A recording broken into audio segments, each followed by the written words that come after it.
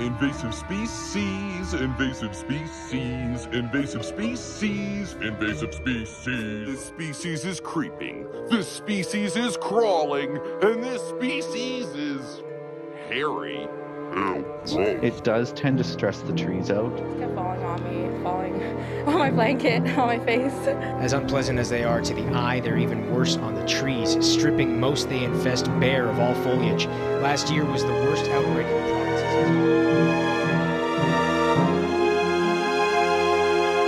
The females are whitish in color, and amazingly enough, you may not notice, they don't even fly.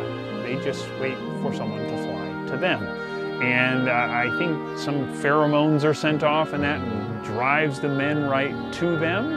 And they come and they do their thing, they mate, and what ends up happening is then sometime after that, those females will lay a brood of eggs. And they will be somewhere around the size of like a quarter.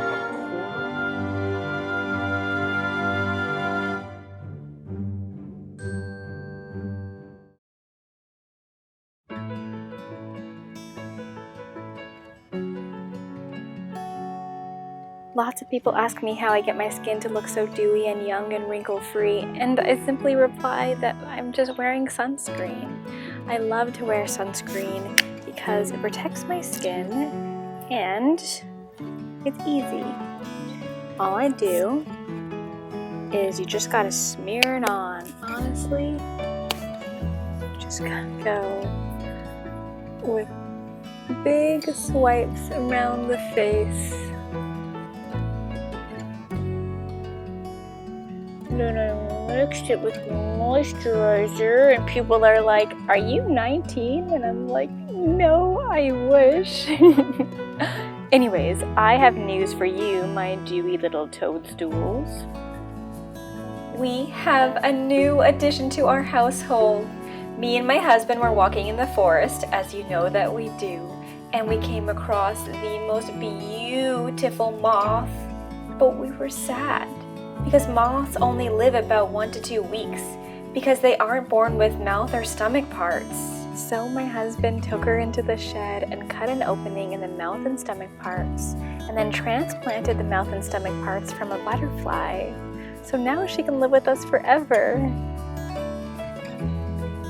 Don't worry, we followed the Wing Dust Diary to the exact detail. I can already see you all commenting below. Some people would call me a mad scientist, but I would actually reply that I'm a very happy scientist.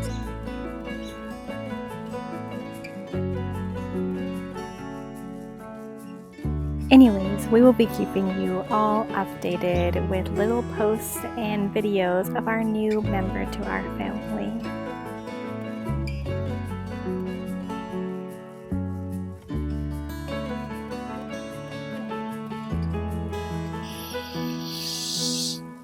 Can you smell it through the screen? Can you smell the petals? Welcome back to Unsolved Oddities, the show that shan't be brought up at the dinner table lest you develop an unsavory reputation. And now, unsociable ladies and macabre gentlemen, we bring to you the most curious of stories. On an oppressively hot autumn morning in 1938, a widower was found dead in his two-door home. Cause of death? A good old-fashioned heart attack. It was an unremarkable and altogether unnotable death until a secret room was discovered when his home was sold. Behind the dry goods pantry was a makeshift science lab. It was here that the Wing Dust Diaries were discovered. The Wing Dust Diaries painstakingly described a bizarre and to many useless experiment to prolong a moth's life. There were countless diagrams of the incisions required to transfer the body parts from a butterfly to a moth. Indeed, what made this story even more bizarre was a photograph found of what appeared to be part moth, part woman. His family swears up and down that he was a religious man and would never partake in such an unsavory experiment. What do you think, my inquisitive listeners? Would you bring a moth woman home to meet Ma and Pa? I've never seen anything like it. To me, it's like a biblical plague, you know, these kind of things you think about back thousands of years ago. And strangely enough, these guys... Just because I like Dan Brown books doesn't mean I'm the less worldly one in the relationship. The protagonist in the Da Vinci Code is actually super adventurous like me, and he's a fan of art history.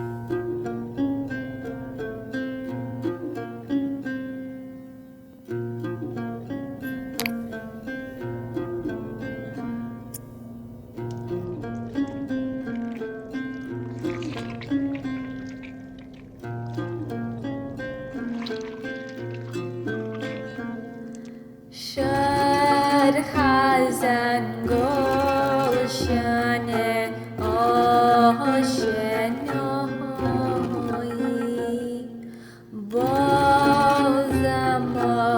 Bozamotash Persian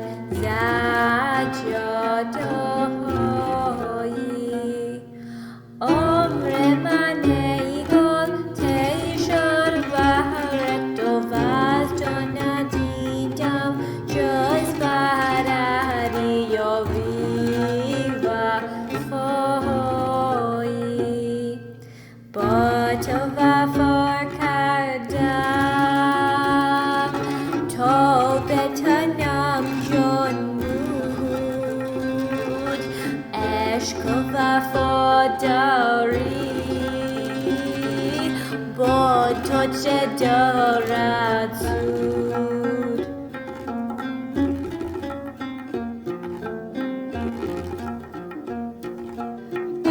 Fateh Mane Mehron Vafoyi No Gole Golshane Joron Jafoyi Astile Sangaro Delam Azram Hunimas Raveshe Bartaminas As John